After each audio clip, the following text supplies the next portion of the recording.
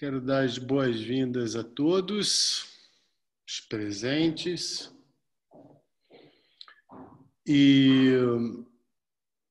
lembrar que essa atividade de hoje, tanto quanto aquela que vai dar prosseguimento daqui a 15 dias, ela é uma atividade suplementar ao seminário que é estudado esse ano no Instituto Vox, que é a ética da psicanálise. E quando estava sendo feita a programação, eu havia sugerido de realizar 2 encontros sobre a Antígona, de maneira a poder avançar algumas questões que não são necessariamente as questões que estão presentes no seminário, mas que vão permitir, no meu entender, ter uma visão mais extensa da significação tanto da tragédia quanto da presença de Antígona na obra do Lacan.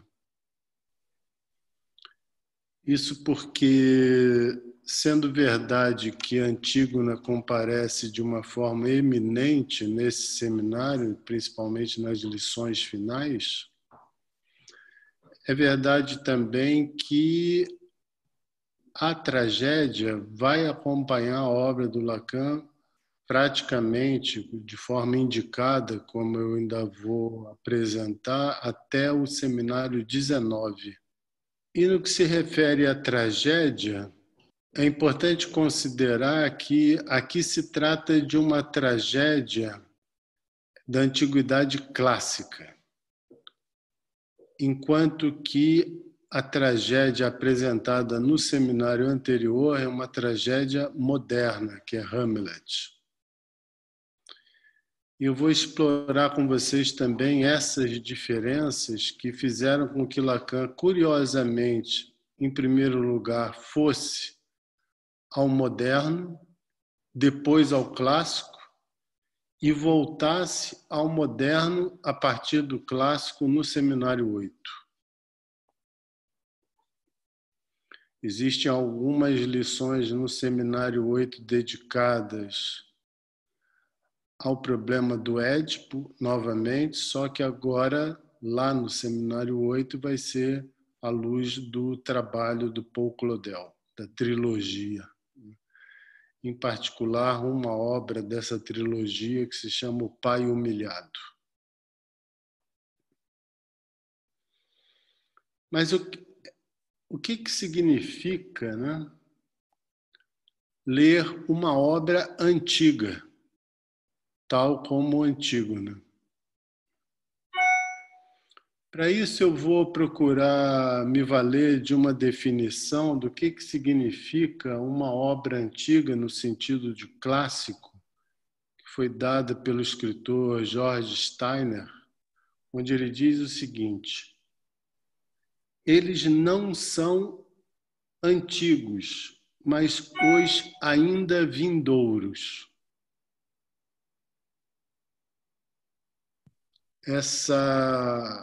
Essa indicação tem toda a importância para nós, porque ele já faz um deslocamento com essa afirmação, que não se trata de apreender a antiguidade da obra no seu sentido cronológico. Daí a importância dessa informação, dessa afirmação de que eles não são antigos, mas os ainda vindouros. Eu penso que vocês, mesmo se não tiverem explorado suficientemente o seminário, poderão constatar que nesse ainda vindouros vai ser exatamente o caminho a ser traçado pelo Lacan, na medida em que uma obra da antiguidade clássica ele vai explorar uma questão que não está presente, não está articulada como ele vai articular no seminário da ética, que é o quê? A questão do desejo.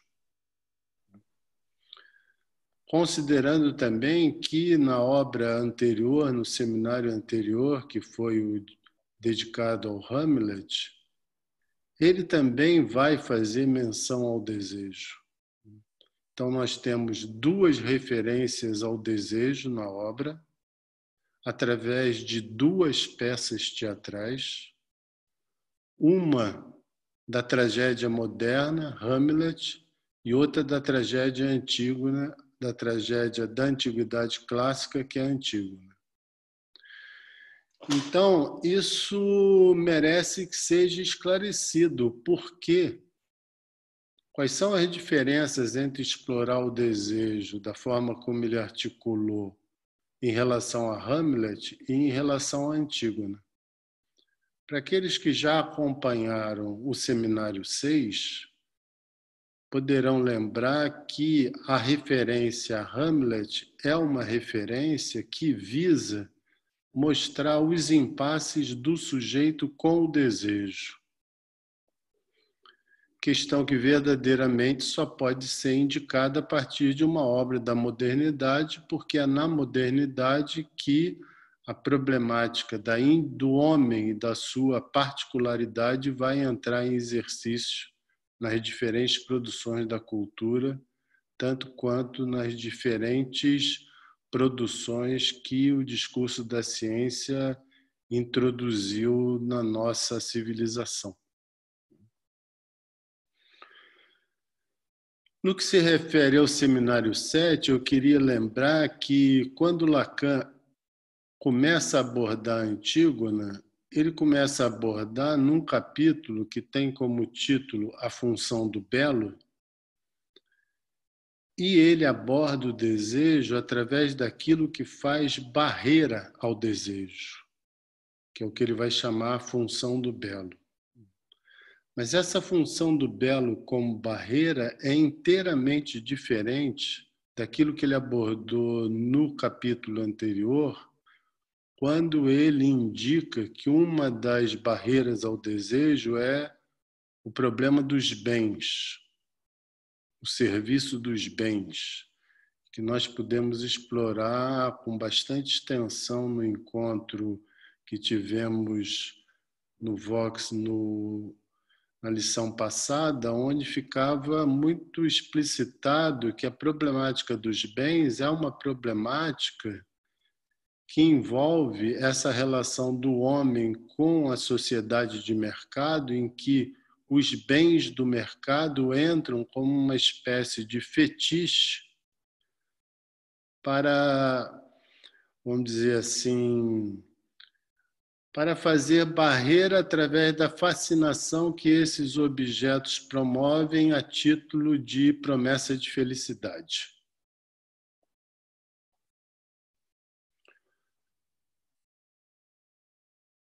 Quando Lacan introduz o desejo nesse capítulo, a função do belo, a primeira indicação dele vai ser de mostrar uma diferença, no meu entender decisiva, que ele estabelece com a abordagem hegeliana,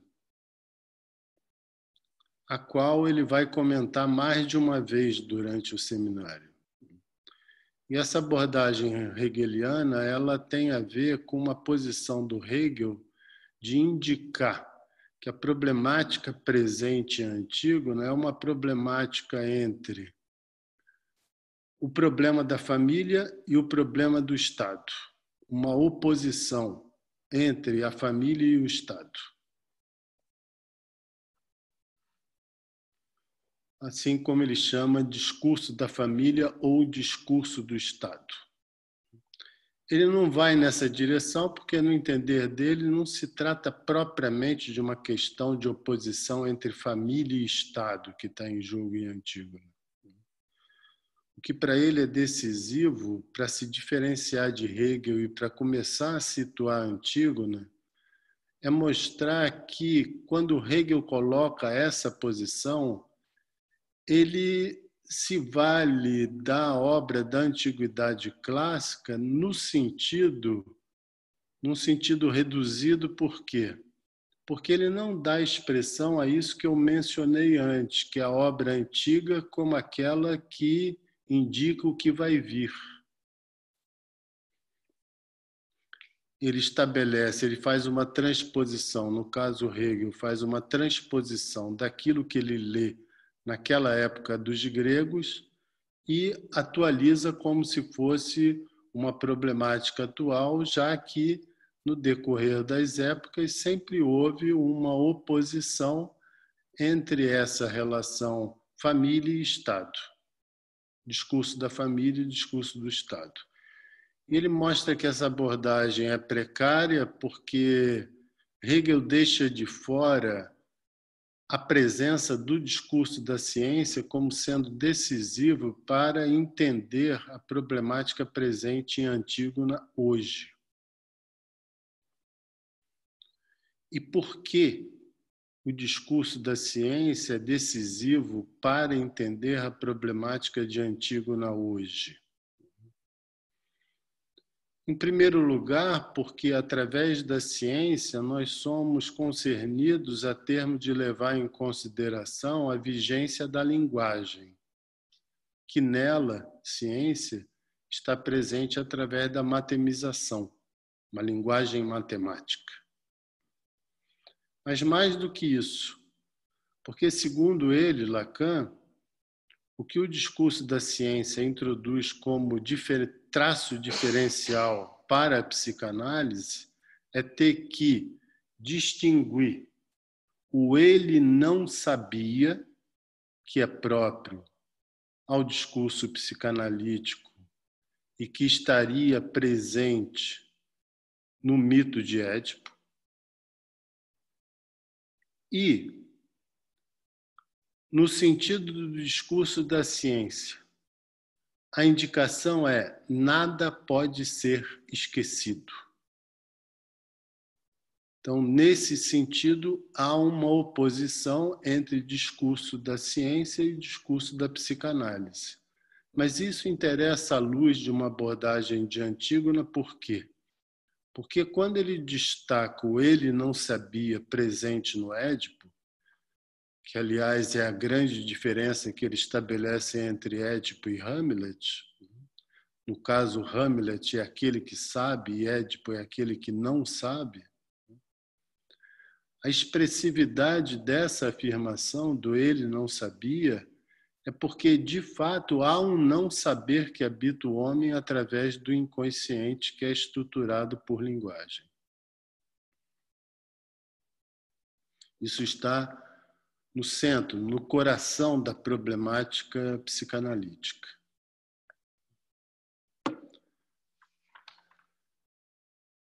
Só que, voltando à obra de Antígona, não vamos nos esquecer que um dos pontos decisivos é considerar, além de tantos outros que eu vou elencar hoje, é de considerar que existe uma certa necessidade de poder se situar melhor em relação ao contexto da peça enquanto uma peça trágica. Isso significa ter que minimamente esclarecer o que significa o teatro trágico da antiguidade grega e como Lacan o relê à luz da psicanálise numa modernidade que só é assimilável através do discurso da ciência. Para isso é preciso considerar que o teatro trágico é um teatro que visa mostrar, em primeiro lugar, uma relação estreita entre os homens e os deuses. Ainda que não seja propriamente essa a questão de maior dominância na peça de Antígona. Porque da forma como Lacan e um outro poeta que estudou extensivamente Antígona vão procurar mostrar, é que a questão presente em Antígona vai para além de uma obediência dos homens a Deus. Para isso é importante considerar, por exemplo, que há uma diferença significativa entre a problemática trágica presente na peça do Édipo, no mito do Édipo, e em Antígona. No caso de Édipo, Édipo é punido pelos deuses.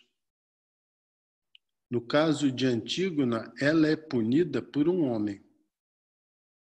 Então, a dominância trágica se encontra com maior expressão no Édipo, no sentido dessa determinação sobre o destino deles na Terra. Em Antígona não vai ser tanto nessa direção, até porque é preciso lembrar que em Antígona, se há um Deus que é o tempo todo evocado por ela mesma, é o Deus da morte. Assim como o pai dos deuses, que é Zeus.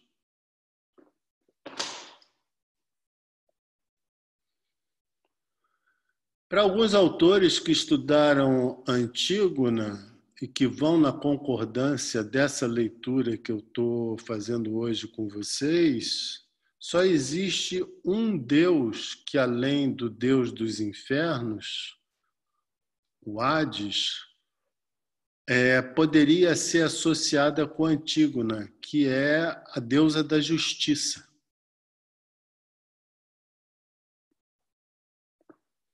Ela estaria, de certa forma, percorrendo o texto de Antígona.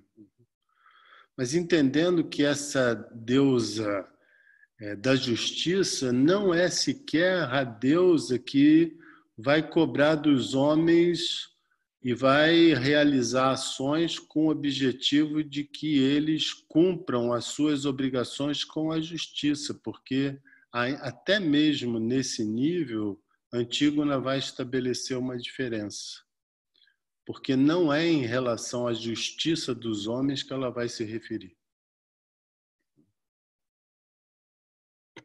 Não é nisso que ela vai sustentar a ação dela. Eu gostaria também de deixar assinalado desde agora que é preciso considerar que Lacan articula a problemática do desejo no seminário 6, no seminário 7, através de duas obras teatrais. Isso merece ser considerado por nós. Ele não pegou, por exemplo, uma obra de outro gênero. Não, ele privilegiou o teatro. E por que ele privilegiou o teatro? O que há no teatro que é, vamos dizer assim, uma manifestação expressiva para articular a problemática do desejo? Vamos começar com a Antígona e a maneira como ele dá voz a essa problemática do teatro através das indicações que ele faz na obra, que ele apreende da obra do Aristóteles, a Poética. Então, o que seria o cerne de Antígona que nos interessa em relação ao teatro? É a função da catarse.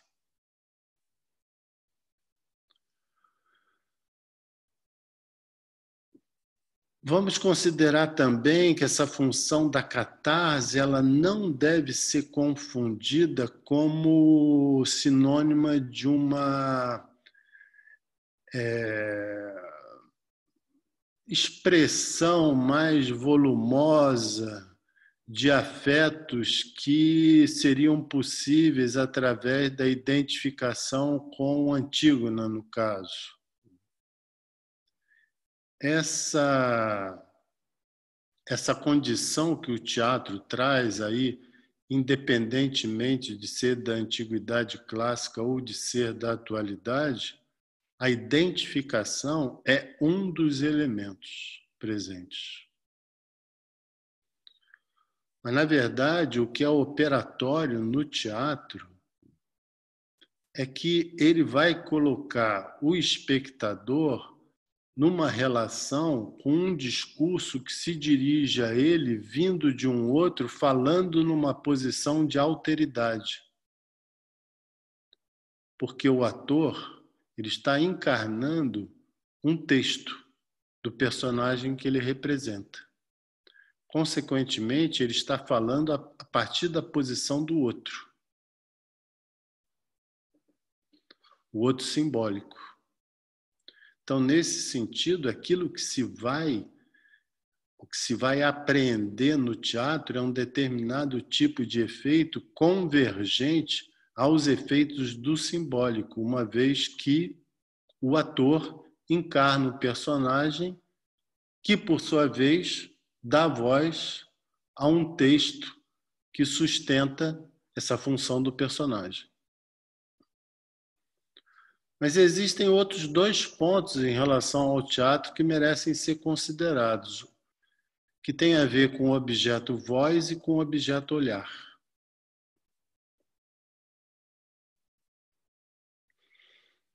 É somente porque o ator é alguém que se dirige a cada um de nós no teatro a partir de uma posição simbólica que ele mobiliza o que nós chamamos de pulsão escópica e pulsão invocante.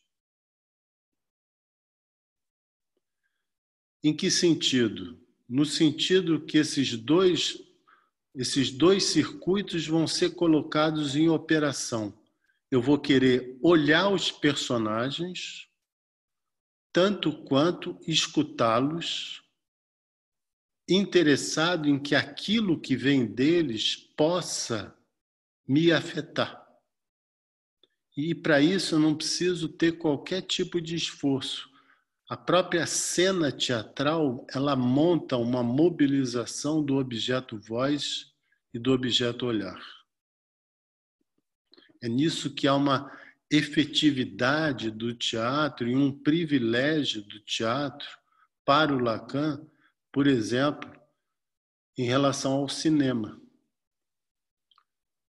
Porque no cinema nós temos a mobilização do objeto olhar e do objeto voz? Temos. Mas não com o mesmo tipo de efetividade, porque no teatro nós temos essa efetividade através dessa condição em que um semelhante que encarna uma função simbólica se dirige a mim em ato, diante de mim. Não é uma imagem dele, é a presença real dele.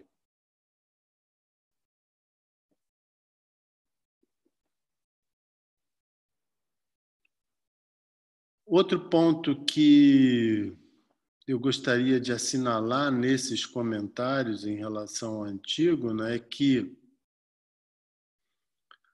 ao privilegiar o teatro, Lacan não deixa de lembrar também que não devemos apenas nos orientar pelo texto teatral, mas pela representação teatral. Ou seja, preferencialmente o teatro deve nos levar até a ele. Evidentemente que muitas das peças nós não temos condições de participar da experiência de representação delas, mas preferencialmente deve-se experimentar o teatro dessa forma, porque é dessa maneira que nós vamos poder participar desses efeitos que o objeto voz e o objeto olhar promovem. Ainda que haja uma diferença significativa, e isso vocês consultando, por exemplo, vejam a quantidade de filmes que existem, as diferentes versões que existem em relação a Hamlet e as versões que existem em relação à Antígona. A diferença numérica é extraordinária. Hamlet foi representado por diferentes atores e existem diferentes versões. Antígona são pouquíssimas. E eu insisto que os interessados vissem a versão mais antiga de Antígona, que se encontra em preto e branco. Mais adiante eu vou explicar por quê. Mas no que é essa diferença numérica entre a representação fílmica de Hamlet e de Antígona nos chama atenção? É porque, no sentido de Antígona, da obra teatral Antígona, ainda que o elemento olhar compareça, Lacan vai comentar com uma certa brevidade no último capítulo do Seminário da Ética, ele vai comentar sobre a voz de Antígona e os gritos dela.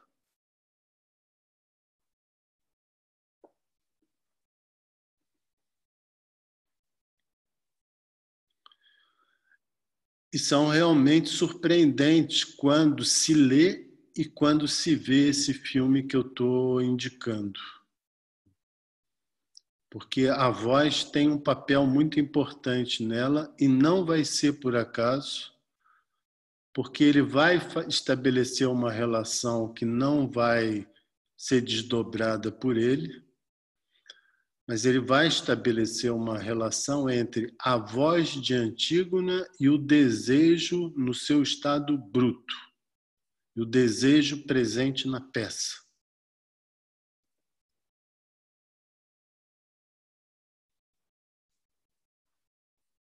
Depois de realizar essas apresentações, eu ainda queria também lembrar que tanto é verdade que a questão do Lacan com a antiguidade clássica não é uma questão de admiração dos antigos, que ele, por exemplo, não comenta uma série de autores que no final do século XVII, no final do século XVIII,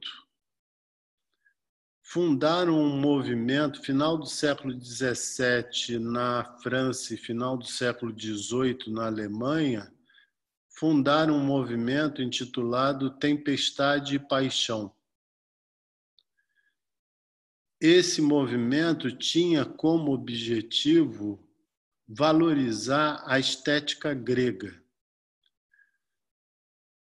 procurando mostrar que o mundo grego teria sido a experiência mais avançada em termos de estética que o homem teria alcançado até aquele momento da história.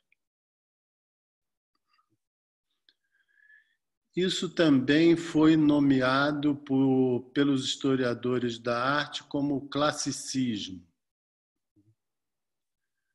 Os classicistas, eles sempre viram na antiguidade clássica um determinado tipo de valor, um determinado tipo de estética, de moral, de vida social, como sendo esse estágio a que eu me referi, mais avançado da humanidade. Bom, Lacan sai dessa tradição. Ele não segue essa tradição. E vamos considerar que essa tradição tinha gente de uma expressão para a história cultural da humanidade de muita significação. Por exemplo, um desses autores que valorizaram a antiguidade clássica e que era um dos líderes desse movimento Tempestade e Paixão foi o Goethe. Que Lacan chega a comentar o Goethe também, mas não dá nenhuma expressão a ele sem se explicar por quê, e quer me parecer, até onde eu pesquisei, que tem estreita relação com isso que eu estou trazendo a vocês, porque esse movimento ele procurava ver na beleza grega, na beleza das formas gregas, aquilo que o homem teria alcançado de mais virtuoso. Bom, e por onde Lacan vai, então, em relação à Antígona? Para esclarecer isso, é necessário que, em primeiro lugar, a gente possa entender o significado desse nome, Antígona. O que significa Antígona? Existem duas traduções do grego que são mais de acordo ao que é compartilhado pelos estudiosos. A primeira tradução desse nome, do significado desse nome é diante da origem. Ante significa diante e gona significa origem.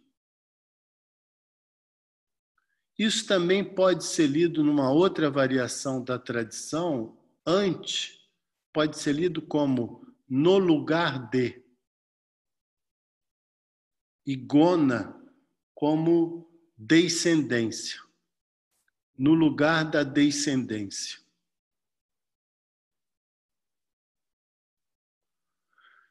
Isso tem uma importância bem grande para nós, porque as duas traduções que são aceitas, elas evocam bem de perto aquilo que nós vamos abordar nesses dois encontros. Vamos considerar essa primeira, Antígona, o nome próprio que designa diante da origem. Então, estamos diante de um personagem que evoca a origem do homem pelo desejo, já a partir de uma leitura psicanalítica. Na outra significação do nome próprio, nós temos no lugar da descendência, e que nos interessa também para fazer uma distinção da trilogia de Sófocles em relação à Antígona, a problemática que ela traz. Porque ela traz uma problemática que tem um lugar diferenciado em relação à descendência de Édipo. Para isso é preciso, para entender por que ela traz um lugar diferenciado, em primeiro lugar, para o Sófocles, no que se refere ao lugar da descendência, no lugar da descendência. Como vocês sabem, Édipo, depois de ter sido colocado num limite de Tebas após ter furado os olhos, que numa leitura já indicada pelo próprio Lacan e ampliada por outros psicanalistas, essa condição de ter sido colocado nas fronteiras de Tebas, isso teria como objetivo, numa leitura psicanalítica, poder deixar indicado essa exceção à regra. Então, Édipo lembraria aos homens o castigo que eles padeceriam caso eles avançassem nos limites do incesto. Daí ter sido colocado nos limites da cidade. Depois de Édipo ter sido colocado nos limites da cidade, Antígona se compadece dele e vai levá-lo a pedido dele mesmo em direção a Colono, ou Colona.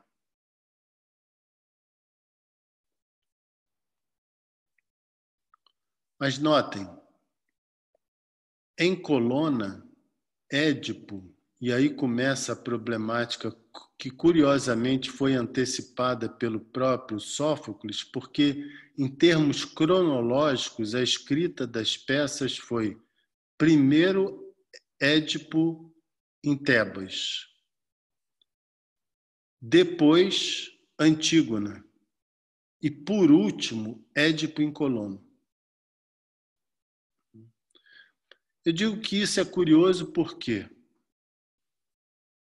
Porque, na verdade, quando nós lemos, por exemplo, a referência de Freud e temos como ponto de indicação o complexo de Édipo e a problemática que se desenvolve na peça, nós tendemos a considerar que Antígona viria por último, porque se Édipo sobrevive, ele vai para Colono e depois, então, ela voltaria para Tebas para cumprir aquilo que ela se dispunha, que era enterrar o seu irmão.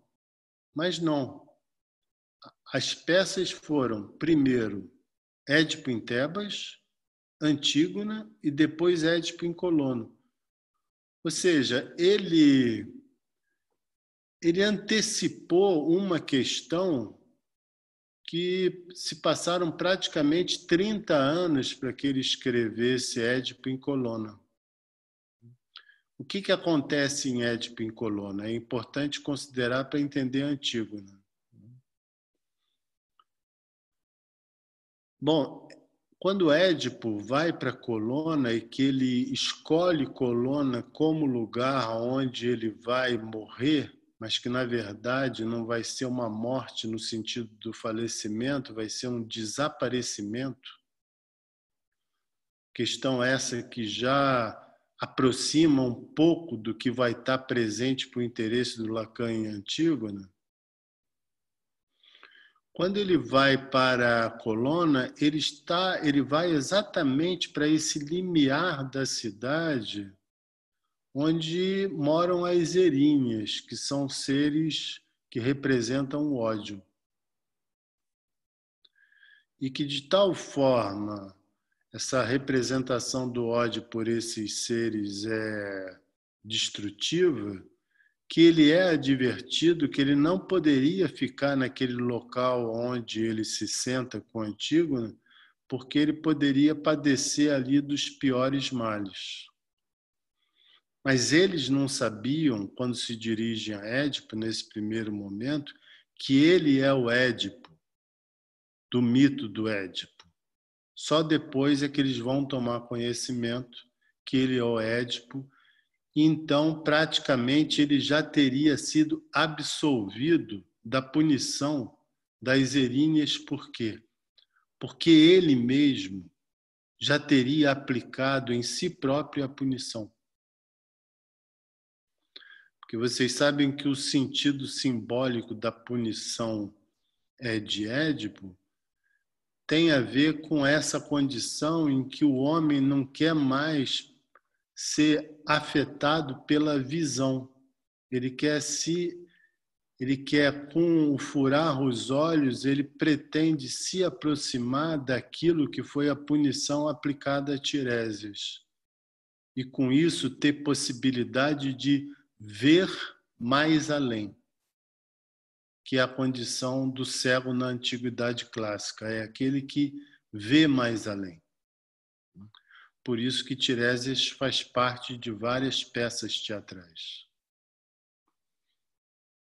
Bem, mas como eu dizia, Édipo está em Colono, vem o rei de Colono, que é Teseu, e Édipo solicita que ele o leve até determinada parte do local onde eles estão e que mantenha com ele o compromisso de que o túmulo jamais será indicado, o local onde Édipo teria desaparecido. E isso fica verdadeiramente marcado na peça, porque Édipo não foi enterrado, ele desapareceu.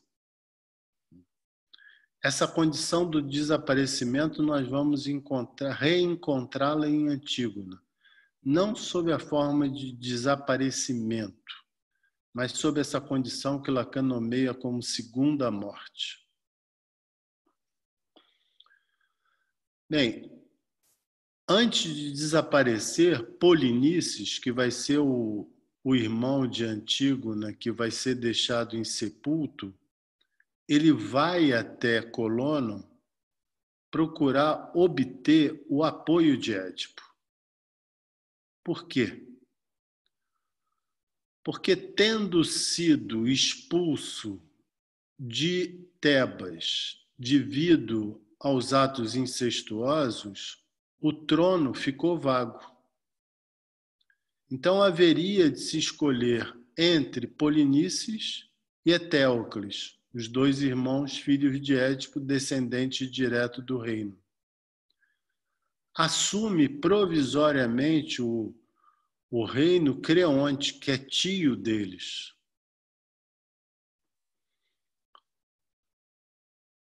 Mas o problema precisava ser resolvido, porque, afinal de contas, os dois irmãos estavam vivos e discordavam em relação ao qual dos dois teria direito ao trono. Eteocles vai até Colono e procura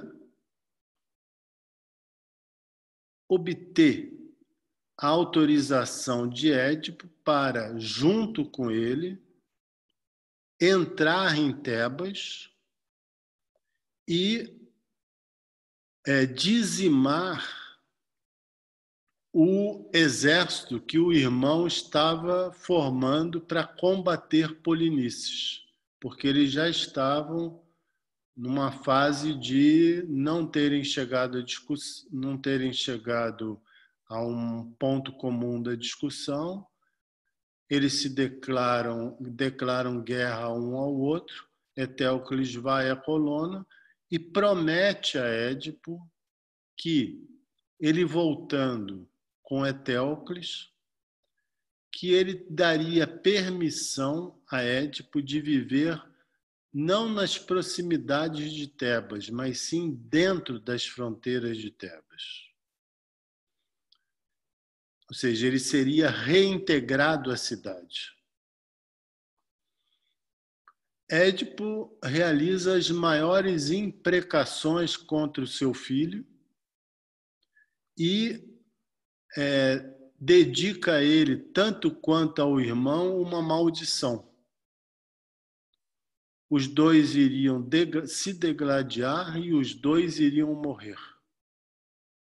Isso antes de ser enterrado. Lacan chega a comentar também essa maldição que Édipo em Colono devota aos seus dois filhos para dar expressão ao que ele, Lacan, nomeia como o típico do herói trágico, que é aqueles que não têm piedade. Então, ele está prestes a morrer, ele é oferecido a ele a possibilidade de voltar, mas ele não quer nada disso. Ele só quer que essa descendência dele desapareça, a começar pelos seus dois filhos. Ele não devota nenhuma maldição, nem para Ismênia e nem para Antígona, porque Ismênia vai encontrar os dois em Colono. Ainda que ela tenha ido encontrar os dois porque ela queria ver o pai antes dele morrer. E não tem nenhum objetivo de trazê-lo de volta como Eteocles tinha. Saindo, então elas ficam cientes que os irmãos vão entrar em guerra, e é isso que faz com que Antígona e Ismênia voltem para Tebas. Chegando em Tebas, os dois já estavam mortos.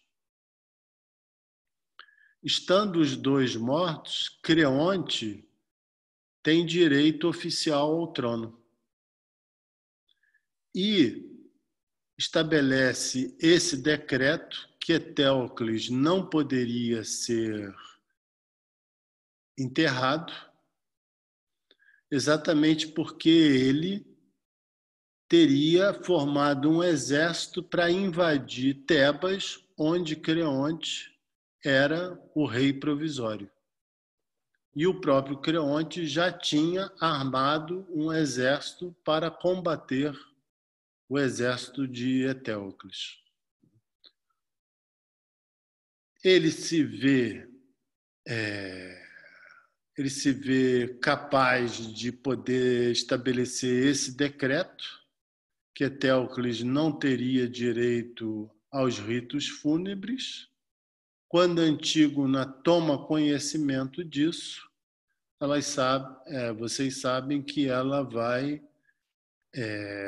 imediatamente se confrontar com ele. Mas entendam, a confrontação, e isso é importante a título de leituras possíveis de Antígona, que foi muito assimilada como a luta da liberdade contra a servidão, por exemplo. Antígona é uma figura que é exaltada em diferentes meios e sempre nessa direção, com o objetivo de pagar o preço pela liberdade. Mas entenda o enredo da peça e a maneira pela qual Lacan faz essa leitura. A primeira coisa que ela faz ao saber do decreto de Creonte não é ir bater boca com Creonte. A primeira coisa que ela faz é saber se Ismênia vai cooperar com ela ou não. Isso já é um deslocamento significativo em relação àqueles que procuram tomar Antígona como modelo de uma certa revolta de cada um com aquele que o oprime. Porque, em primeiro lugar, o objetivo dela não é se confrontar direto com Creonte, é saber se a irmã estaria do lado dela. Quando Ismênia mostra que não vai participar desse ato que ela considera insano, ela imediatamente também decreta a separação de Ismênia. Ou seja, a partir daquele momento, Ismênia, para ela, não tem mais nenhum tipo de qualificação legítima que ela considera como sendo de uma irmã. Ela abandona Ismênia nesse momento e vai prosseguir com aquilo que ela considerava justo, enterrar o seu irmão. E vai ser descoberta, como vocês sabem. E existe esse diálogo primoroso, onde os estudiosos também destacaram, e o Lacan destaca isso no último capítulo do Seminário 7, vai dizer, por exemplo, que se tem alguma coisa que qualifica Antígona e que pode ser ilustrada na leitura que eu estou trazendo hoje para vocês, é que a voz do herói, e são as palavras dele, não treme diante de nada.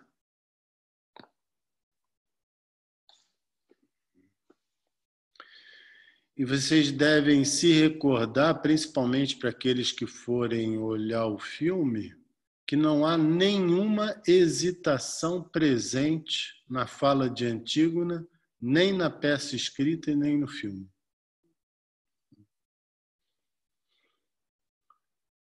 Há, sim, uma voz que não treme e uma voz mesclada com grito.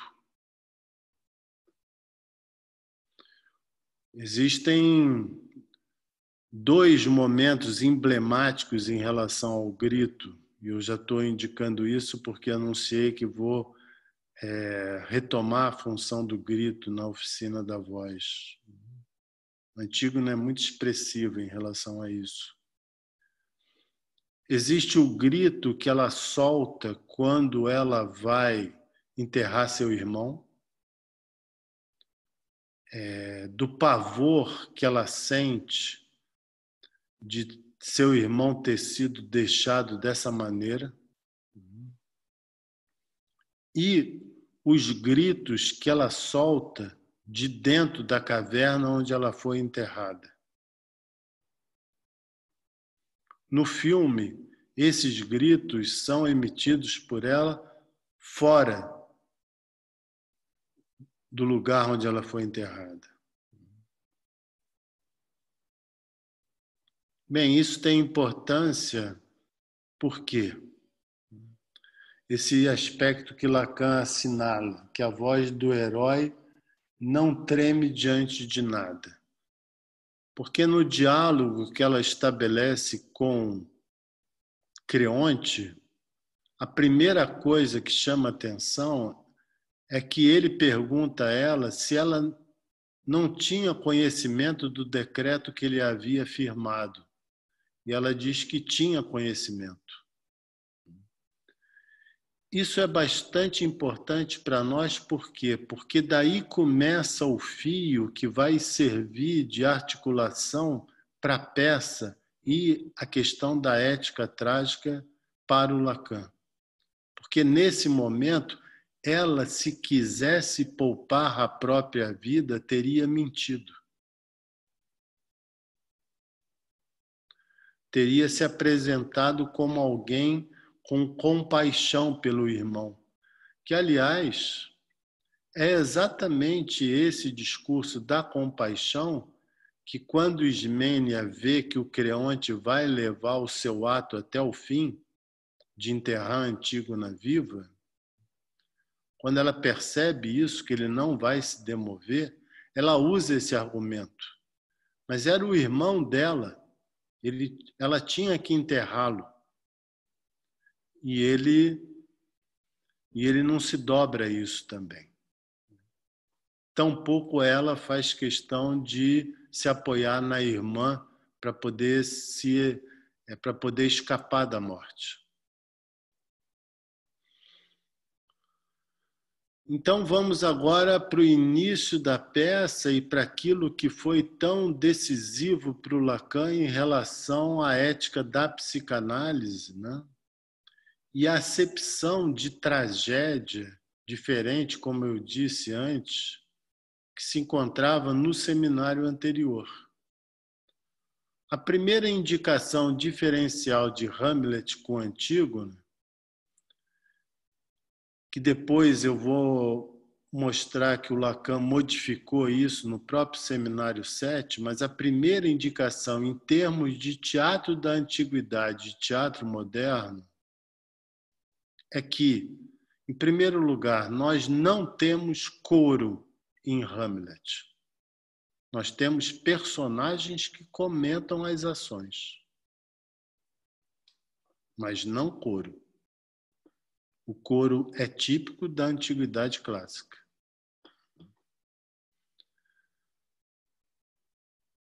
O segundo ponto, que é diferencial em relação entre Hamlet e Antígona, há um ponto em comum, é que a causa que os dois sustentam levam cada um deles para a morte. Mas o sentido da morte é diferente em Hamlet e em Antígona. Por que o sentido da morte é diferente em Hamlet e é diferente em Antígona? Não somente porque Hamlet morre através de um duelo. Duelo esse que ele foi levado para sustentar a vingança do seu pai. Para cumprir a vingança do seu pai, que ele vai acabar pagando com a própria vida dele, Hamlet. Por isso que se deve considerar, tal como Lacan ensina, que o veneno, na verdade, foi introduzido nos ouvidos de Hamlet, e não somente nos ouvidos do pai. Porque esse veneno que foi introduzido no ouvido de Hamlet é exatamente essa condição de uma voz bruta que decide pelo destino, pelos atos do sujeito. Hamlet faz questão de escutar o pai e se ocupar da causa do pai como sendo dele. Ou seja, ele se deixa tomar pela causa do outro como sendo própria, sem elemento de separação. Não é isso que nós vamos encontrar em Antígona. Ela não vai ser, em primeiro lugar, ela não vai ser morta através de alguém que a esfaqueia, introduz uma espada no seu peito, como é o caso de Hamlet. Não, ela vai ser enterrada viva.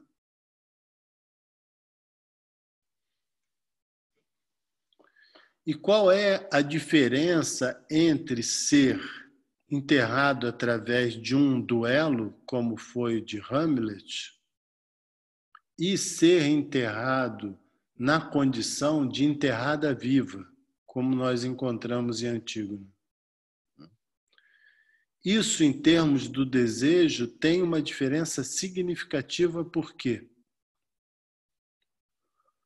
Porque Hamlet leva a questão do pai até na hora da própria morte dele, Hamlet. Ou seja, ele vai duelar com o outro que matou seu pai. Então, o duelo é o que mata Hamlet. E esse duelo não é somente o bater de espadas em que ele é morto com a ponta envenenada. Esse duelo é a tentativa de vingar o pai no outro mundo. É assim que Lacan traduz essa missão de Hamlet. Então, ele vai utilizar de todos os recursos porque ele quer vingar o pai, que o tio cumpra a sua pena maior no outro mundo. E por causa disso também, esse também é para o Lacan o motivo de hesitação de Hamlet. Será que agora, no momento em que ele está rezando e que está se dirigindo a Deus, se eu assassiná-lo, essa punição não vai ser de menor monta e ele não vai ser punido quando morto de uma forma que vingaria a morte do meu pai?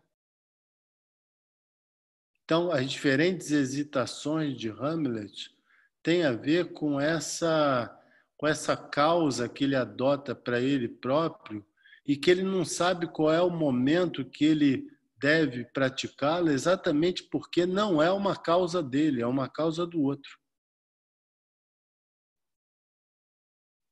Então, nesse sentido, Hamlet só tem acesso à sua diferença, à sua particularidade, no momento em que ele morre. Por quê? Porque no momento em que ele morre, é exatamente nesse momento que ele vem à tona. Então, é quando ele nasce, é quando ele morre. É no momento em que ele mata o outro, que ele cumpriu a vingança. Ele morreu. Mas é nesse momento também que ele comparece como sujeito diferenciado, em que ele não tem mais que carregar a causa do outro. E nós sabemos que um sujeito ser movido pela causa do outro pode levá-lo verdadeiramente à morte, dependendo de como ele sustenta essa causa.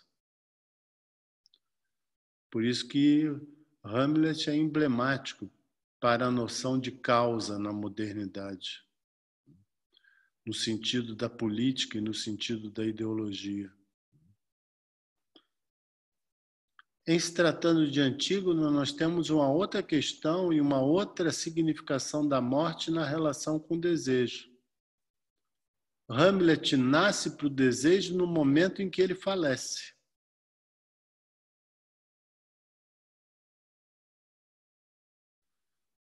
Antígona, ela faz questão de sustentar tudo aquilo que envolve o desejo humano desde o início da peça. Ela não hesita. Essa é a primeira diferença em relação a Hamlet, a não hesitação. Por isso ela se distingue de Hamlet como herói, porque Hamlet, em nenhum momento nós podemos afirmar que a voz dele não treme. Ele treme em vários momentos. E ele treme de que forma? Segundo Lacan, se fazendo de louco. Se fazendo como alguém que ninguém consegue entender, que acham no fundo um bobalhão.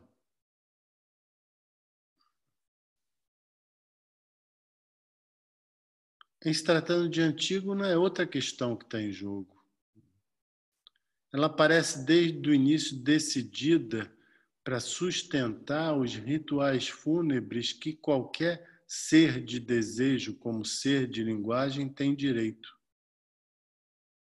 É nesse sentido, vamos dizer assim, lateral às questões do desejo que vão comparecer em Antígona, que nós podemos aprender desde o início na peça. A defesa incondicional pelo sepultamento de Polinice tem a ver com a defesa incondicional aos rituais fúnebres que qualquer ser estruturado por linguagem tem direito.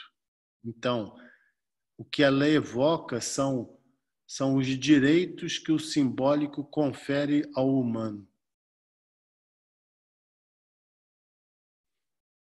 Daí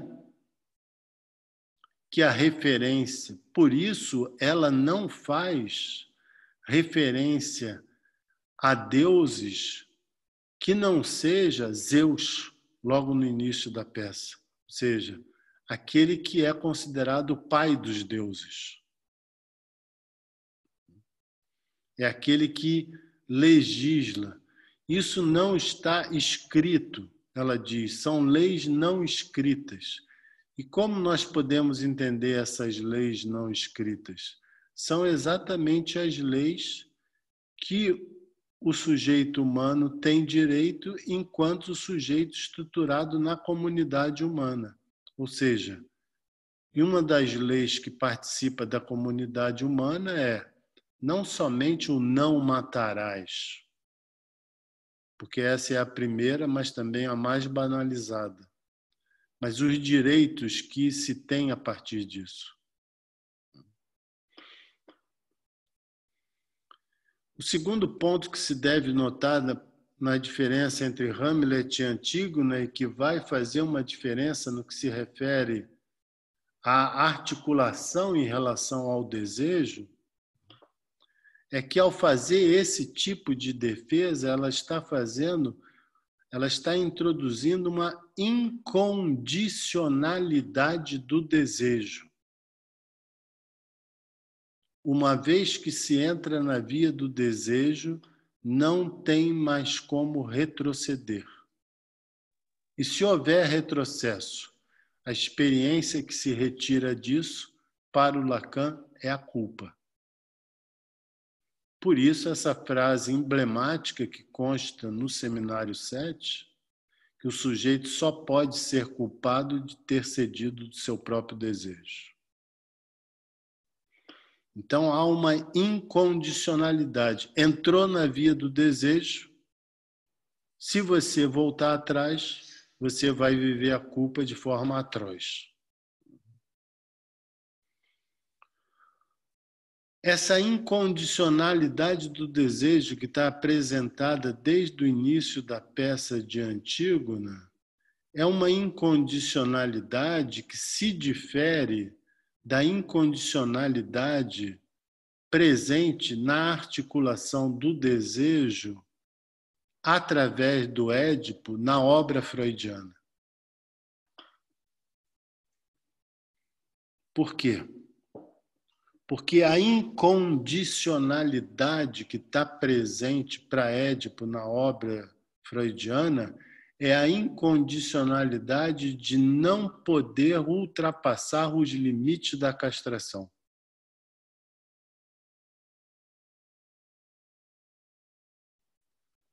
O homem está subdito à castração, esse é o limite dele. Ele não tem condição de manejar isso, mesmo quando ele maneja isso de forma perversa, como nós vimos há pouco tempo, elegendo o objeto de gozo que tenta fazer velamento da castração, é sempre um velamento, ou seja, não tem caráter definitivo. Então, a incondicionalidade presente em relação ao desejo na obra freudiana é diferente, porque ela se refere a essa questão do Édipo. Enquanto que a incondicionalidade presente em Antígona é outra. Por quê? Porque o sujeito se implica com a própria vida para a sustentação do desejo.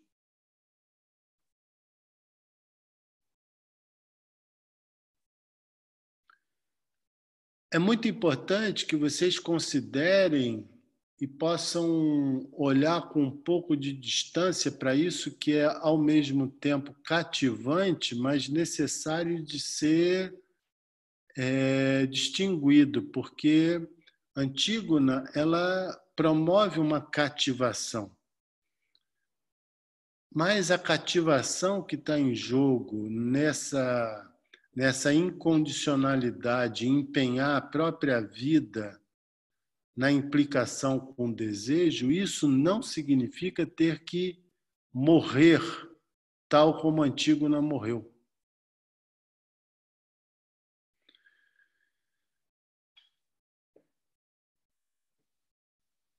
Eu advirto sobre isso porque eu me lembro de uma ocasião em que, já tendo escrito o texto sobre o Unabomber, eu fui convidado pelo presidente da Sociedade Brasileira de Psicanálise para discutir sobre terrorismo. E, para minha estupefação, ele apresentou a Antígona como terrorista, ou seja, aquela que sustenta a sua causa fazendo desaparecer a própria vida. É uma leitura inteiramente equivocada. Mas ela não ganha possibilidade de esclarecimento sem antes de mostrar a diferença que existe entre o que se chama a pulsão de morte e a segunda morte, que não são coincidentes.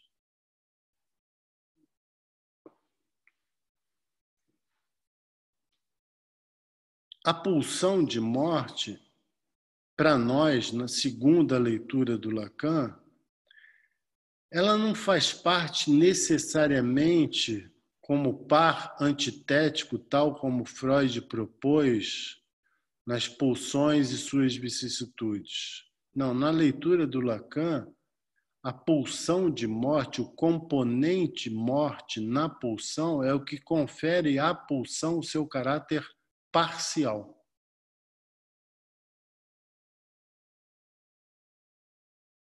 E é isso que move o homem incessantemente a investir no objeto de desejo ao qual ele apreende parcialmente. Daí aquela notação clássica que muitos de vocês já devem ter visto, que é o contorno no objeto. Bem, quando Lacan fala de segunda morte, ele está falando não da pulsão parcial, ele está falando da destruição que está em jogo na via do desejo. E é só dessa forma que se pode entender a função do belo e o que significa o belo. Por quê? A destruição que está em jogo na segunda morte é o desaparecimento do sujeito. Mas qual sujeito? Aquele que antes não havia desejado.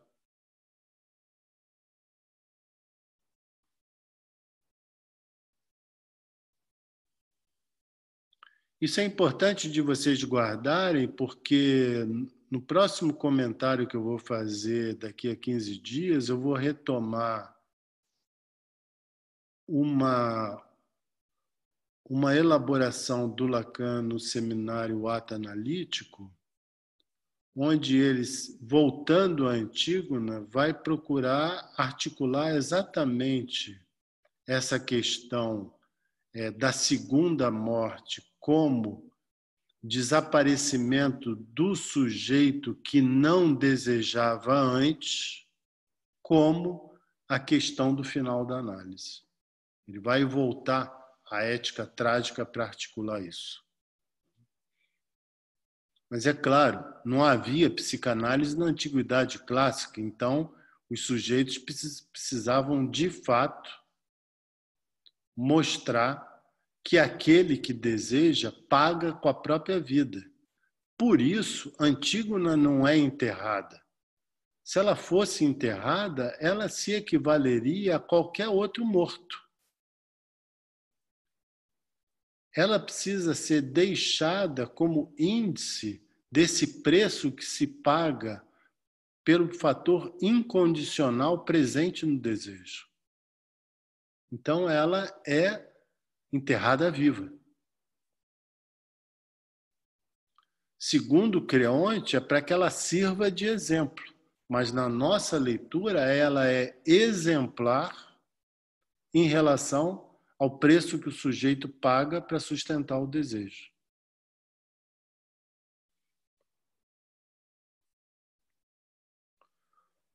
Um outro ponto importante de considerar, que eu mencionei antes, é por que Lacan introduz o comentário, a primeira articulação de Antígona, nesse capítulo, A Função do Belo, indicando que o belo é uma barreira ao desejo. Uma barreira que é diferente da função dos bens, da função do bem. Temos 2 capítulos que antecedem o comentário de Antígona. Primeiro, função do bem, segundo, função do belo.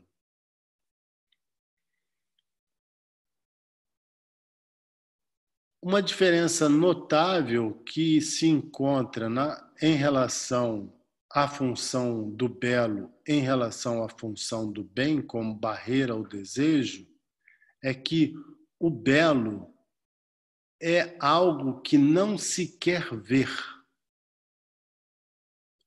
Ele é, segundo Lacan, um ultraje.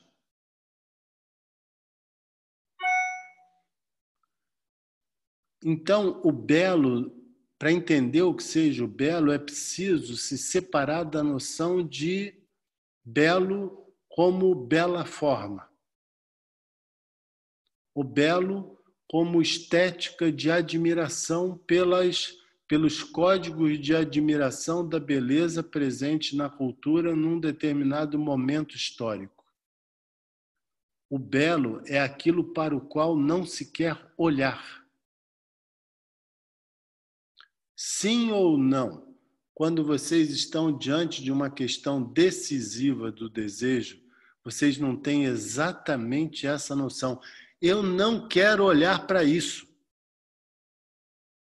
E muitas vezes se faz exatamente essa expressão de colocando a mão sobre os olhos. Eu não quero mais olhar para isso. Isso para mim é demais. Onde é que na pintura nós podemos recolher a função do belo claramente indicada através de um dos elementos presentes no quadro? É Guernica, de Picasso. Lá vocês vão ter o grito de um cavalo.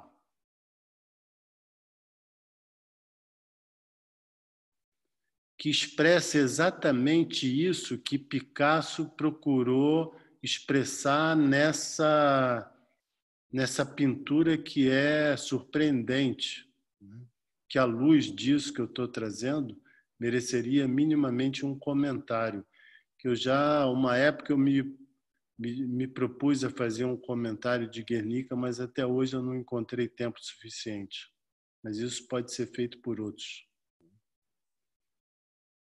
Então, o belo tem a ver, por isso Lacan chama de ultraje, é isso que nós não queremos ver. Por isso que Antígona não é enterrada, por isso que ela não é deixada morta num limite da cidade ou sendo alimentada num limite da cidade. Não, ela tem que ser fechada dentro, com rocha.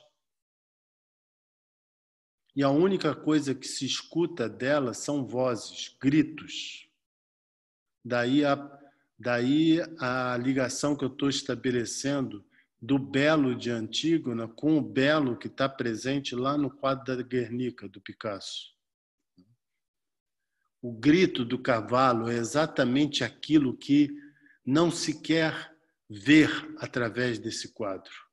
Aquilo que foi a destruição de Guernica.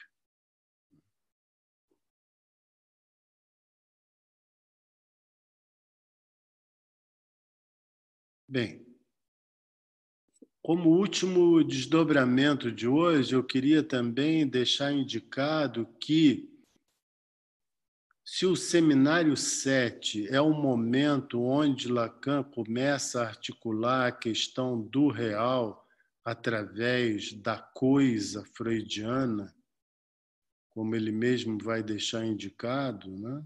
Que por sua vez vai fazer eco a esse texto do mesmo nome na obra, dos escritos, a presença do real se duplica no Seminário 7.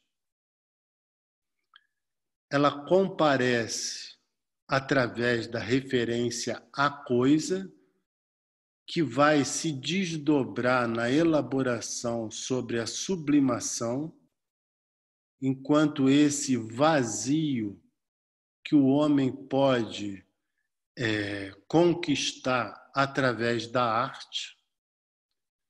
E vocês hão de se lembrar de que esse vazio que nos habita, ele é articulado pelo Lacan no Seminário 7 por 3 vias, pela arte, pela psicanálise e pela religião. Para a psicanálise vai ser sustentar o vazio e para a arte vai ser moldar o vazio. Por isso que a arte tem importância para nós, porque ela mantém o vazio presente. Não por acaso ele se ocupa do pote, onde nós temos a presença do vazio e a construção do pote. É como se surgisse do nada. É como se surgisse do vazio. Mas tem uma duplicação da presença do real que é através de Antígona, por via dessa noção de segunda morte, enquanto a destruição absoluta que pode ser aproximado do que Freud chamou de instinto de morte. Depois da leitura do Lacan. Para concluir, eu quero lembrar que no próprio Seminário 7, Lacan vai fazer uma menção ao Hamlet e mostrar que existe também essa presença da segunda morte no Hamlet. Por quê?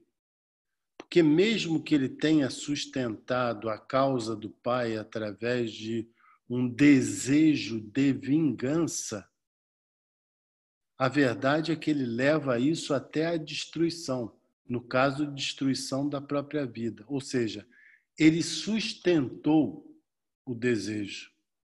Então, nesse sentido, ele é um herói. Porque não deixemos de lembrar a problemática que está presente no herói. O herói não são apenas essas figuras emblemáticas que perderam a própria vida, mas sim o herói se encontra presente em nós enquanto essa possibilidade de uma sustentação decidida para abandonar definitivamente uma posição na vida.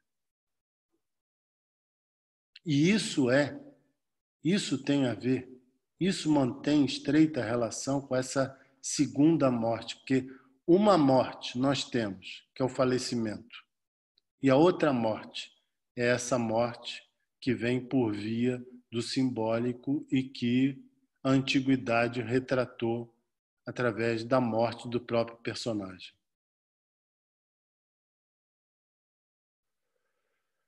Bom, eu penso como elementos introdutórios para essa leitura de Antígona, hoje eu pararia por aqui, de forma que vocês possam me apresentar questões, comentários, dúvidas, esclarecimentos. Vamos aproveitar esse tempo para isso.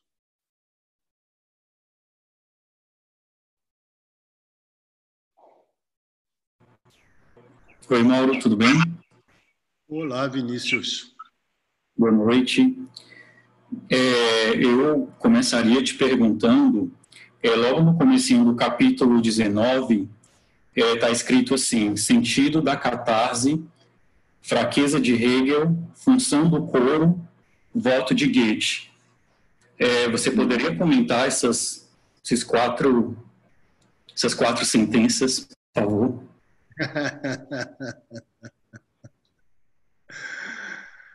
Comentar essas 4 sentenças em meia hora. Você é um cara bacana. Mas eu vou comentar aquilo que tem relação com o que eu estou falando, né? Porque no Vox a gente vai poder voltar a isso. E a questão principal que está presente para aquilo que eu estou trazendo hoje é essa presença do coro. Lacan cita pouco, ele cita de passagem 2 autores que eu vou citar bastante no próximo encontro. Um é Nietzsche e o outro é Hölderlin. Hölderlin fez uma tradução, é um estudioso, foi, né, porque viveu no século XVIII e foi considerado um gênio, traduziu Antígona do grego e escreveu sobre tragédia. Nós temos a obra dele parcialmente publicada em português. E a obra dele que eu vou me referir se chama Reflexões. Foi publicada pela Relume do Mará. Nesse livro, ele tem um ensaio sobre a tragédia, um ensaio sobre a antiguidade, praticamente nesses 2 que eu vou me valer. Assim, ele tem outros 2 ensaios que eu vou comentar também, porque ele escreveu 2 textos que são objeto de comentário até hoje, que são Observações sobre o Édipo e Observações sobre a Antígona. Observações sobre Édipo tem 5 folhas, Observações sobre a Antígona tem 7 folhas, e há 220 anos esses 2 textos são comentados devido à densidade que eles têm. Então, não tenham pressa em ler Hölderlin. Para lê-lo é preciso ter uma disposição de ler poesia clássica, né? Mas principalmente escrito por um poeta. Tanto ele quanto Nietzsche, foi de onde Lacan tirou isso, porque afinal de contas Nietzsche e Hölderlin vieram antes do Lacan. O Lacan era gênio, mas não tanto assim, porque no que se refere à antiguidade, aos estudos da Grécia clássica, tinham pessoas bem mais eminentes do que ele. Esses 2 estudaram o que seria, o que teria, qual o fator responsável pela criação da tragédia. Tanto Hölderlin quanto Nietzsche coloca que a criação da tragédia veio através da música. Lacan vai falar sobre a música também no Seminário 7, muito brevemente. E Hölderlin vai dizer que a criação da tragédia veio através do coro.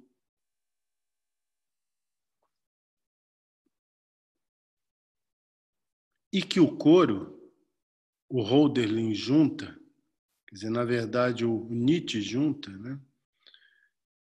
Que é através do coro que nós vamos ter a presença da música.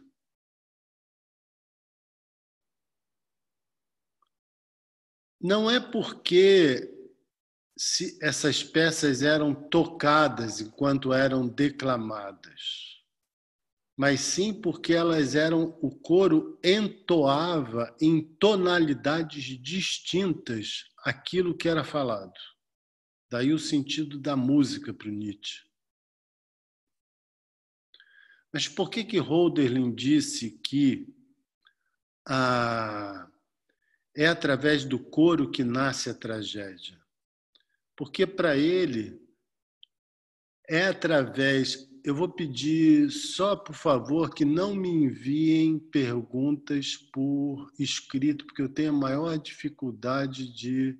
Tudo isso que eu estou falando para vocês foram coisas que eu preparei, mas que eu não estou lendo. Então, eu preciso de muita concentração. Tenho o maior prazer de responder desde que dirija a pergunta falada para mim. Por que o Hölderlin colocou que a tragédia viria pelo coro e fez essa coincidência com o Nietzsche? Porque para eles a tragédia o coro, é a colocação dos homens espectadores no palco.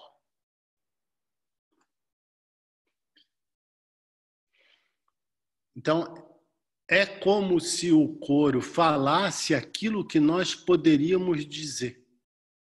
Ele desse voz a nós.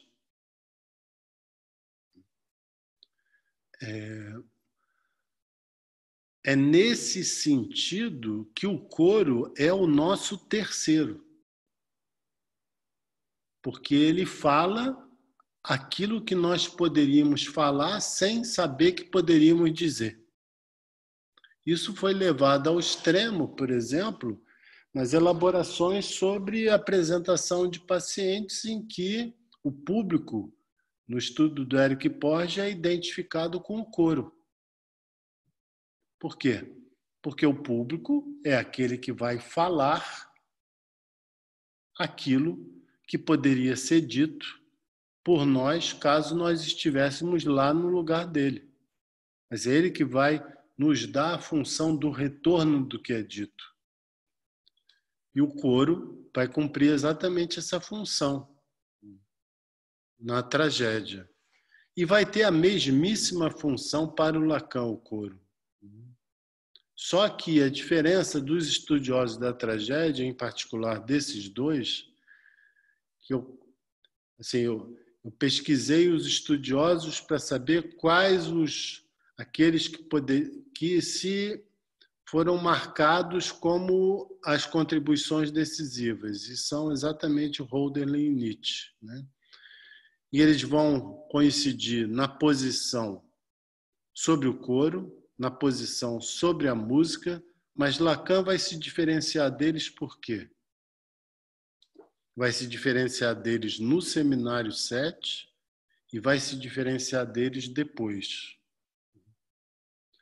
Pelo seguinte, para o Lacan interessa, sim, essa presença da comoção do espectador no coro. O que eu mencionei no início da minha fala, que hoje em dia é pensado através da pulsão escópica invocante. Mas também, para o Lacan, mais do que a tragédia ser uma forma de colocar as paixões humanas no palco e, por isso, promover de forma acentuada a catarse, porque ali você teria alguém falando aquilo que você está sentindo. Esse é o sentido de catarse, que você está participando de uma cena onde tem alguém falando o que você diria, que você poderia dizer melhor falando.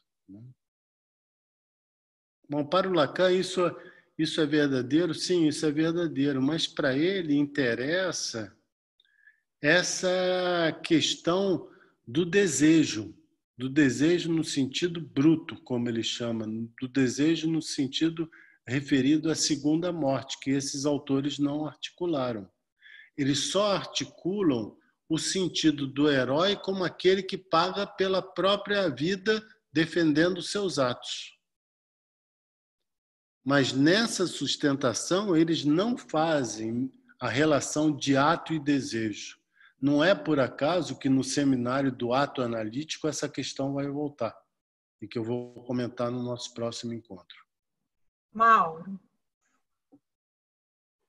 Diga, Mauro, Cláudia. tudo bem? Bem. Eu estou aqui pensando por que é que você não incluiu a parte amorosa da história, né? Então, Antígona teve aí um tempo de escolha, né? Ela podia se casar, né? Seguir a vida, enfim. E ela não faz essa escolha. E daí pensando, né? Pensando que o desejo, nessa perspectiva do desejo bruto, então, a segunda morte, ela seria uma condição lógica de anterioridade à possibilidade de uma relação amorosa, de fato? Se ela seria... É que o som deu uma pequena alterada aqui. Ela seria o quê? Se ela seria, né, a segunda morte. Então, desejo nessa perspectiva, né, da morte do não desejo, do que não se desejava, enfim, não desejante. Ela seria pré-condição para, de fato, haver uma relação amorosa. Então, em Antígona, isso não era de fato, né? A possibilidade dela se casar com o príncipe, enfim. Eu posso concordar com você no sentido que o desejo bruto, como Lacan está se referindo, é aquilo que existe de mais íntimo no homem e que poderá ser acessado por ele ou não, uma vez que ele decida pela via do desejo. Mas no sentido de Antígona, Antígona abdica do amor desde o início, porque a visada dela é a sustentação desse desejo como segunda morte. Então, ela traz aquilo que os antigos nomeiam como a natureza primordial do homem. Então, é isso que, por exemplo, quando presente, passa por cima do amor. Sim. Sim. Isso é condição na medida em que você é humano. Mas esse desejo bruto, por exemplo, ela antes de ser levada para a gruta, ela se compadece de estar sendo enterrada viva sem ter desposado um homem, sem ter criado filho. Mas ela teria tido essa possibilidade de optar pelo amor. E isso que você levanta é importante, porque mostra bem que para o Lacan, nesse momento aqui, que ele está colocando a questão do Seminário 7, o amor está na relação com os bens e não com o belo, para onde está referido o desejo bruto. Porque na função do bem, que não é só o bem da mercadoria, tem o bem de si mesmo, a visada de si mesmo. E se ela tivesse nessa visada, ela poderia ter consentido nas advertências que Ismênia faz a ela logo no início da peça. Mas, em fazendo dessa forma, não seria de fato de um lugar desejante, no sentido de ter experienciado essa segunda morte, Mauro.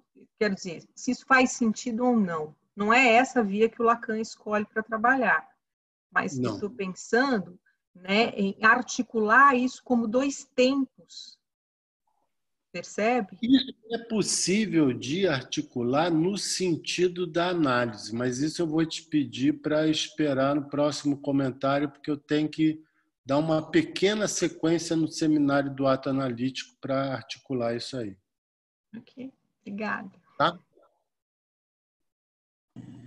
Mauro, Oh, grande Agostinho, Olá. se vocês quiserem ler um texto sobre a peça de Antígona, leiam o texto do Agostinho, que eu deixei aqui separado exatamente para poder indicar no livro Direito e Psicanálise, que é um volume dedicado à Antígona, publicado pela editora Lumen Juris. É um desses encontros anuais que a gente realizava lá em Curitiba, Direito, Psicanálise e Literatura, mediando o direito e a psicanálise. E nesse ano, que fazia 10 anos do núcleo, a obra escolhida foi a Antígona. O primeiro texto do Agostinho é o que existe de melhor para acompanhar a peça. Prazer em ter você aqui, Agostinho. Bom, muitíssimo obrigado, eu fico emocionado, não é, com essa referência.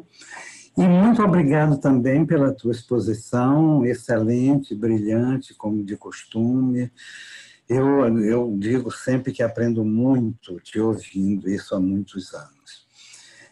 Eu queria colocar apenas duas pequenas coisas. Uma em relação a essa questão da função do coro, enquanto a voz do público, do assistente, a voz da cidade, digamos assim, a voz da polis. Eu acho que a gente pode articular isso também na seguinte perspectiva.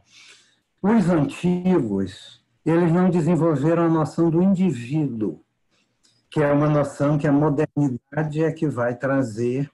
Esse indivíduo que, digamos assim, delibera consigo mesmo, como se ele se cindisse em dois, e faz aquilo, um dos embriões desse indivíduo é aquilo que a igreja foi chamar de exame de consciência, em que o sujeito se volta, digamos, sobre si mesmo como se ele dialogasse consigo, como se ele se desdobrasse, não é?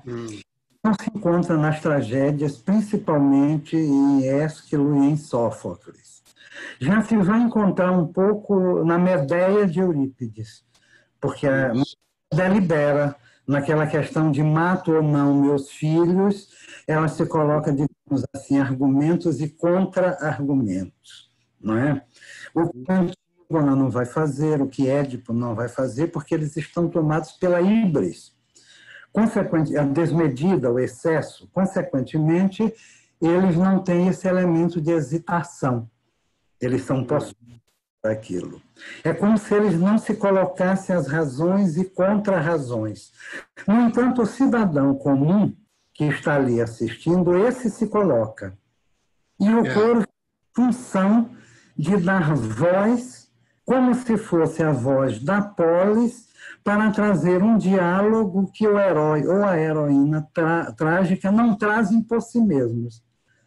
Isso. Então, o que poderia ver como uma ponderação, que o herói trágico não pondera, o coro pondera, e nisso ele traz uma espécie de voz da polis e, ao mesmo tempo, faz a ponte para essa comoção, para essa catarse. Isso. Seria isso, eu até teria, mas eu acho que na próxima vez eu coloco para não abusar aí do tempo. Muito bem lembrado, que permite uma outra distinção com essa presença da tragédia em Hamlet e em Antígona. Porque Hamlet é aquele que decide para sustentar a causa de um outro, e Antígona ela decide para sustentar aquilo que é do humano, que não é a mesma coisa de jeito nenhum. Por isso Antígona tem um poder de transmissão, tem um poder de sustentação da palavra que é inteiramente diferente do Hamlet, que é tipo do herói moderno, que esse sim hesita exatamente porque conta com o si mesmo, que é fonte ao mesmo tempo de convicção e de dúvida. Exato, exatamente. Alguém mais gostaria de fazer uma pergunta, alguma dúvida? Pedido de esclarecimento? Mauro, eu gostaria. Olá, Está me Edson. ouvindo? Oi, tudo bem? Tudo. No início da sua fala, você mencionou que o discurso da ciência traria uma possibilidade ao Lacan e à psicanálise de fazer uma leitura de Antígona em relação ao ela não sabia, ou desculpa, nada pode ser esquecido, ele não sabia do Édipo, né? Eu fiquei com uma dúvida em relação a isso. Porque, na verdade, eu queria entender melhor como é que a ciência possibilita isso à psicanálise, né? E se isso estaria relacionado ao que você trouxe como nada pode ser esquecido em relação à pulsão evocante, da maneira que ela continua gritando na pedra e por isso a coisa continua presente, apesar de tentativa de se livrar. Era essa a minha dúvida. Vamos fazer uma seguinte diferenciação e depois dessa resposta a você eu vou concluir o encontro de hoje e a gente retoma na próxima. Quando eu fiz menção ao ele não sabia, que é próprio da psicanálise através do Édipo, e nada pode ser esquecido como típico do discurso da ciência, é para esclarecer por que Lacan tem essa objeção em relação à leitura de Hegel. Porque Hegel faz a transposição a título de um problema da discussão entre a liberdade e o tirano, entre a família e o Estado. Então, essa transposição para o Lacan é equivocada, ela é reducionista por quê? Porque não inclui o discurso da ciência. E o discurso da ciência, ele introduz exatamente essa condição de que nada pode ser esquecido, porque se trata o tempo todo de, a ciência no seu sentido mais avançado, de matematização. Então, a matemática você pode deixar de lado uma operação, mas aqueles símbolos você não esquece para nada. Enquanto que na nossa Constituição, há um não saber, há um ele não sabia, que nos é íntimo. Então, era nesse sentido. Agora, em relação à Antígona, o que para eles, o que para o Lacan se dá, é uma questão diferente da questão de Édipo. Veja, porque ele não coloca... Por que Lacan não colocou, em relação à Antígona, a mesma questão que ele colocou para Hamlet? Ele já tinha essa questão. Ele sabia. Hamlet era aquele que sabia. Mas por que ele não destacou essa questão em Antígona? Porque ela também já sabia. Ela, quando chega a Tebas, ela sabia do decreto. Ela sabia que ela ia morrer. Mas aí é que entra essa observação da Cláudia. O que há de mais decisivo que está presente na elaboração dele não é o saber, não é o amor, mas sim essa destruição de si mesmo que envolve uma aposta derradeira no desejo. E isso que, para ele, é isso que ele chama a segunda morte. Por quê? Você passa a ser outro. E o notável nisso, para o Lacan, é que quando você faz essa aposta, você arrasta o outro consigo. Por isso que ele diz que não é propriamente uma maldição que Antígona deixa pairando em Tebas depois de ser enterrada viva, mas ela deixa as consequências daquele que quis impedi-la de levar o desejo nas consequências que ela estava disposta a sustentar. Como é que Creonte vai acabar os seus dias? Ele vai acabar como um sem nome. Relê a peça e você vai ver que esse Creonte vai pedir que os soldados de Tebas levem esse anônimo para fora dos limites da cidade. Ele perde um nome próprio. a partir desse final da perda do nome próprio é que eu vou voltar de como é que se articula também em Antígona a ligação entre 3 nomes próprios. Primeiro, do personagem da peça. Segundo, do nome da peça. E o terceiro, da Antígona do Lacan. São 3 nomes diferentes. E ele perde o filho também, né, Mauro?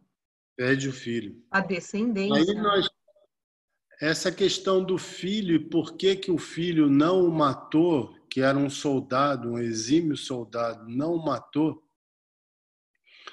é algo que eu vou articular na próxima oficina da voz para mostrar o impasse do filho com o pai. Mauro, você falou que ia indicar um filme em branco e preto. Vai lá na internet e vê. Antígona em filme. Filme Antígona. Tá. Só tem um que é o mais antigo deles. Não pega a versão atual, porque vai descaracterizar a leitura da peça. Boa noite para vocês e nos encontramos aqui para essa atividade dentro de 15 dias. Boa noite. Boa noite, Mauro. Obrigada. Boa noite. Obrigada.